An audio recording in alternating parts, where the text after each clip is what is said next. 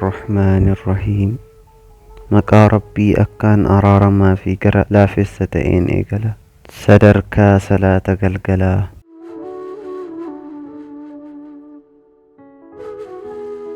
Salaanni galgalaa kan warroota gaggaariif gammachuu, kan diliiwwan ittiin hir'isu, kan ibidda ittiin dhaamsinu. Namni gaarii wayita galgalaayu akkana jechuun lallabaa ture. Yaa ummata ka'aa ibidda ofirraa dhaamsaa jedhee lallaba.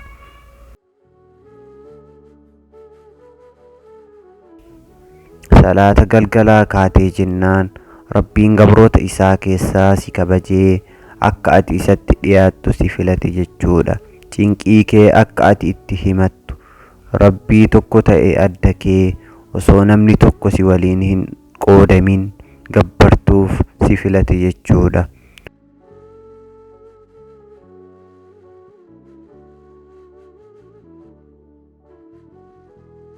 Osoo namni wayii beellama sii godhee nama san arguuf hangam jarjarta. Dhimma isaa hundaa dhiisee si qofa filatee si waliin wayita haasa'u sii godhee akkamitti carraa san itti fayyadamtamoo carraa san ni balleessita. Salaanni galgalaa jechuun akkasi jechuudha. Rabbiin gabroota isaanii sa'aa qaalii kenneef. Cinqiyyoo sitti jabaatte halkan galgalaa kaatee harka kee Rabbii rahmataa dura dhaabbadhuu kadhadhu. Yeroo hundaa Rabbiin si dhihaatee eenyu kan na kadhatu, kan kadhaa isaa irraa qeebalu, eenyu kan araarama na gaafatu, kan isaa araaramuuf siin jedhaa.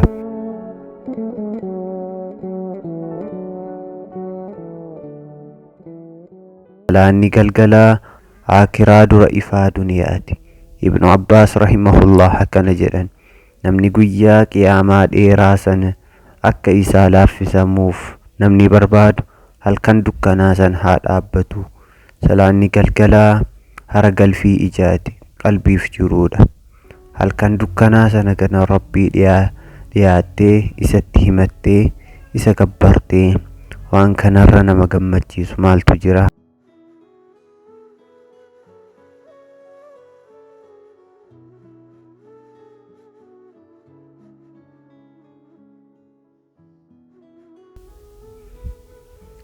Salaanni halkanii Rabbiin warroota filateef kenneef. Maaltu beeka ati raftee waan si jala tare maal akka ta'e? Halkan san hirriba isaanii injifatanii warroonni na dhaabbatan dilii isaanii dhiiseef kanaan boodallee hojjetan dhiiseef osoo jedhamanii hoo hirriba isaanii injifatanii warroonni na dhaabbatan milkii duniyaa fi aakiraa godheef osoo jedhamanii hoo ati garuu raftee jirta. Salfii namoota gaggaarii keessa hin jirtu jechuudha. Kanaafuu kufaatii keetiif eenyuun gaafatamaa goota?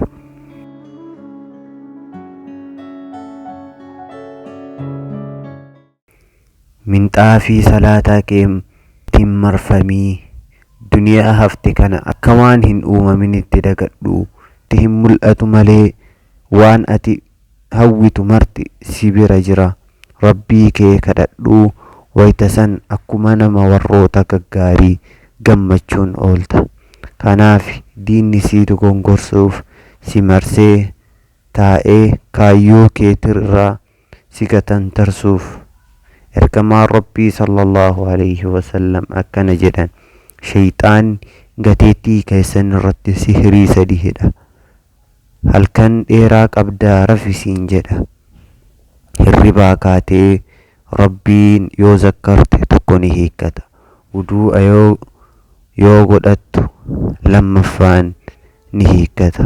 Yoo salaattu immoo sadaffaan ni hiikkata. ergasii gammachuun oolta.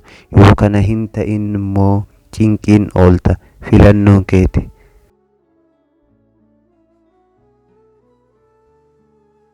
Ergamaan Rabbii sallallahu alayhi wasallam halkan guutuu hanga miilli isaanii dhoohu tokkotti dhaabbatanii bulu. Abdulaziz ibn Abduddaawud halkan wayita gahu gara firaasha isaanii deemanii harkaan qaqqabaa, yaa firaasha kiyya baay'ee lallaafta, garuu kan jannataa si caalaa lallaafa jedhanii ergasii hanga bari'utti salaataa turan.